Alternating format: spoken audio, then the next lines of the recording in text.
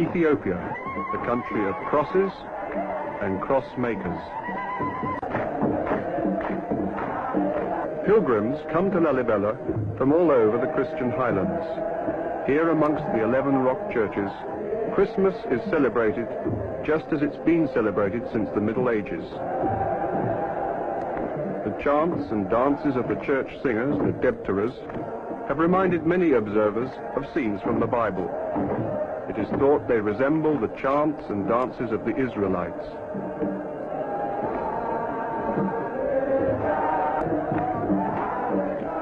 Christianity has survived in the Ethiopian highlands since it became the official religion of the Kingdom of Aksum in the year 333 AD.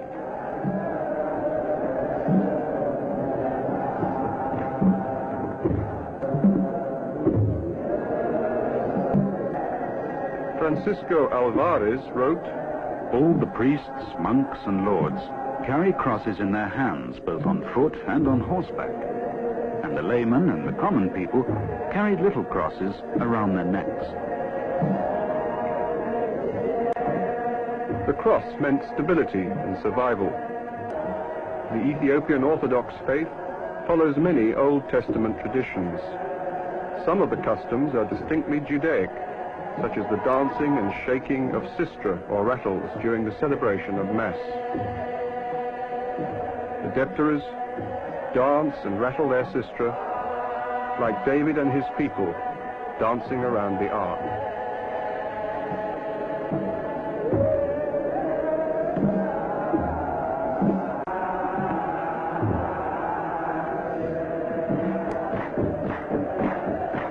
Lalibela was conceived as the New Jerusalem, just a few years after the Holy City fell into the hands of the Arabs.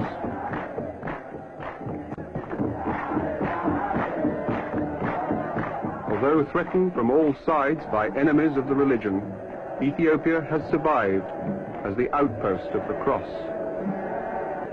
Religion and warfare, the bullet and the cross, twin impulses of the Ethiopian spirit.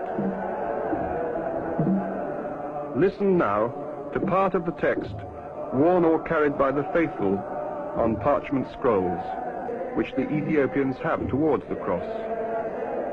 "On the cross alone I do depend.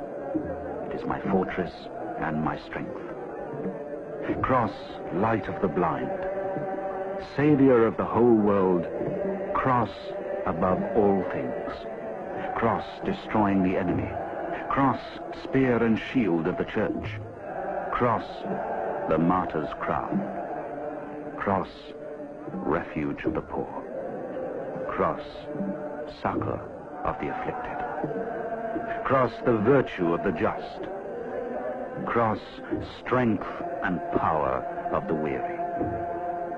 Cross, making the dumb speak. Cross, ear of the deaf and faith of the saints. Cross, guide to the blind. Cross, wood of life. Cross, wood of salvation. Cross, calm of the sea. Cross, bread of the hungry. Cross, fountain of the thirsty. Cross, clothing of the naked. Cross, the rod that struck Satan. Cross, my faith. Cross, my light. Cross, my hope. Cross, my succor. Cross, my grace. The cross was made, and the high was brought low, and the low was raised up. Some of the celebrations and processions carry one right back to the time of Christ. Timkat, or Epiphany, celebrates the baptism of Jesus in the River Jordan. Another important festival celebrates the finding of the true cross by Empress Helena, the mother of Constantine the Great. It was Constantine who started to promote the use of the cross as a symbol of the faith when he was converted to Christianity in the year 312 AD.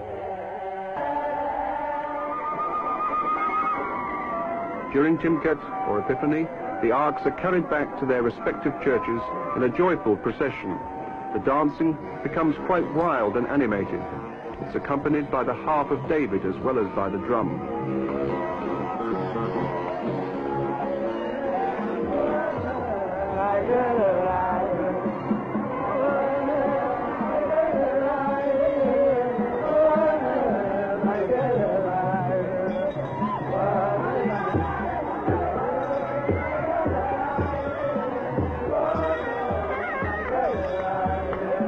Everyone wears a neck cross or has a pattern tattooed on the forehead.